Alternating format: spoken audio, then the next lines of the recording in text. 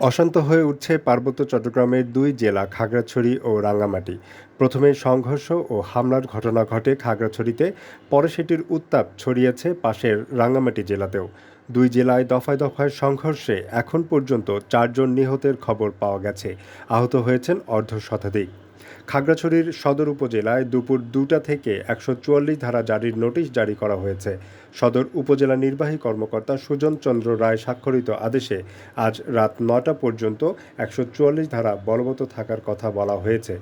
এদিকে নাশকতা রোধে খাগড়াছড়ির পৌর শহর ও জেলা সদরে 144 ধারা জারি করেছে জেলা প্রশাসন।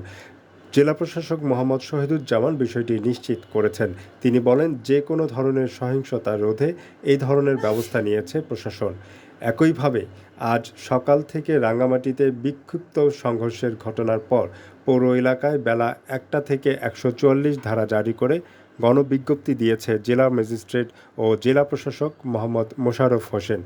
এর আগে খাগড়াছড়ির ঘটনার জের ধরে শুক্রবার সকাল থেকে রাঙ্গামাটিতে পাহাড়ি বাঙালি সংঘর্ষে 1 জন নিহত ও কমপক্ষে অর্ধশতাধিক আহত হয়েছেন। এ সময় আঞ্চলিক পরিষদ কার্যালয়সহ কমপক্ষে 30টি বাড়িঘর ও দোকানপাটে ভাঙচুর এবং অগ্নিসংযোগ করা হয়। প্রত্যক্ষদর্শীরা জানান, আজ সকাল 10টার দিকে খাগড়াছড়িতে পাহাড়িদের ঘরবাড়ি দোকানপাটে অগ্নিসংযোগ এবং 3 জন নিহত হওয়ার ঘটনার প্রতিবাদে রাঙ্গামাটি স্টেডিয়াম এলাকা থেকে বিক্ষোভ মিছিল বের করেন পাহাড়ি ছাত্র জনতা। এতে প্রায় কয়েক হাজার লোকের সমাগম হয়। স্টেডিয়াম থেকে মিছিলটি বনরূপা এলাকায় পৌঁছালে তাতে কে বা কারা পাথর নিক্ষেপ করে। এরপর পাহাড়ি ও বাঙালির মধ্যে সংঘর্ষ বাধে।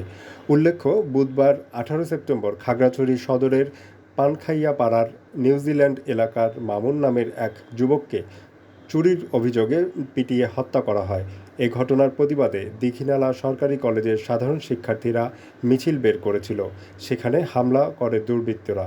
এরপর থেকেই অশান্ত হয়ে ওঠে পাহাড়ি জনপদ। খাগড়াছড়ির দীঘিনালায় পাহাড়ি ও বাঙালির মধ্যে সংঘর্ষের জেরে গতকাল বৃহস্পতিবার রাতভর খাগড়াছড়ি জেলা সদরে গোলাগুলির ঘটনা ঘটে।